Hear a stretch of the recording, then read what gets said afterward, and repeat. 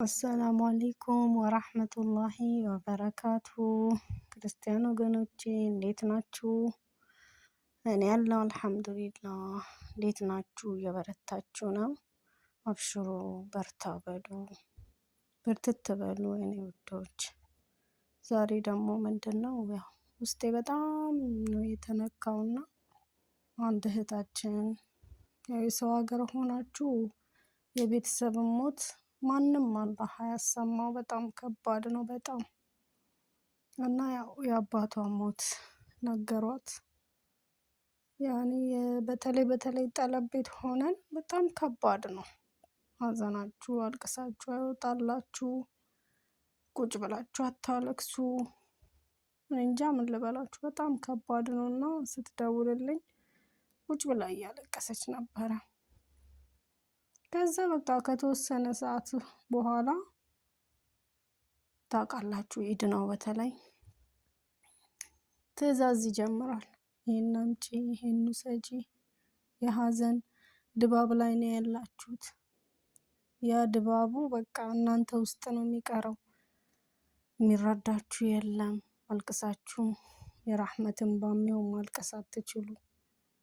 እኔ እንጃ ብቻ ምን ብዬ ልንገራችሁ። ልጅቷ በጣም ተጎድታለች።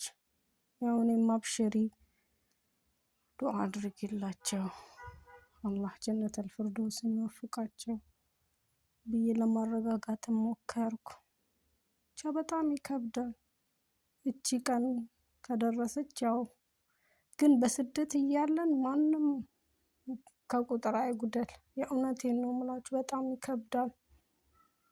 በጣም ከባድ ነው። እኔ ምን ልበላችሁ፣ ልጅቷ በጣም ከባድ ሁኔታ ላይ ነው ያለችው እና አብሽሩ።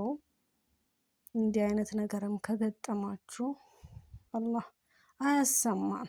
ግን ያው እቺ ቀን ከደረሰች እኛም በሰው ሀገር ልንሞት እንችላለን። ለምን ቀናችን ናት ያቺ የተጻፈችልን ቀን። በሰላህ ቀደራችንን ሀገር ላይ ያርግልን። እዚህ የሰው ሀገር እስካለን ደግሞ የቤተሰቦቻችንን ክፉ አላህ አያሰማን። የማንንም ቢያንስ ሮጥ ብላችሁ መሄድ አትችሉ። እንደው ትንሽ ውጭ ያሉት ይሻላሉ።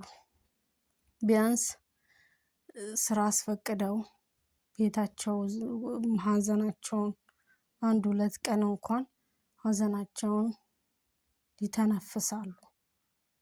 ሰው አይዟችሁ ይላቸዋል። ጠለብ ቤት በጣም ከባድ ነው ወላሂ። እንግዲህ እንደሷ ቤተሰብ የቅርብ ቤተሰብ ለሞተባችሁ አላህ ሰብር ይስጣችሁ፣ ትዕግስቱን ይስጣችሁ። ኢንሻአላህ አብሽሩ። ምንም ማድረግ አይቻልም። አንዴ ቆርጦ ከመጣ መቁረጥ ነው። እኛም ቁርጥ አድርገን ራሳችንን ማጠንከር። አብሽሩ የኔ እናት፣ አይዟችሁ። ሀዘን ከባድ ነውና ያው በዱዓ ወደ አላህ እንመለስ። ዱዓ እናድርግላቸው። 5 ወቅት ሰላታችንን ሰግደን እናስታውሳቸው። ማድረግ የምንችለው ይሄንን ብቻ ነው። ከዛ ውጪ ራሳችሁን አትጉዱ። ህይወት ይቀጥላል። አብሽሩ። አላህ ከእናንተ ጋር ይሁን ዶቼ። ሰላም አለይኩም ወራህመቱላሂ ወበረካቱሁ።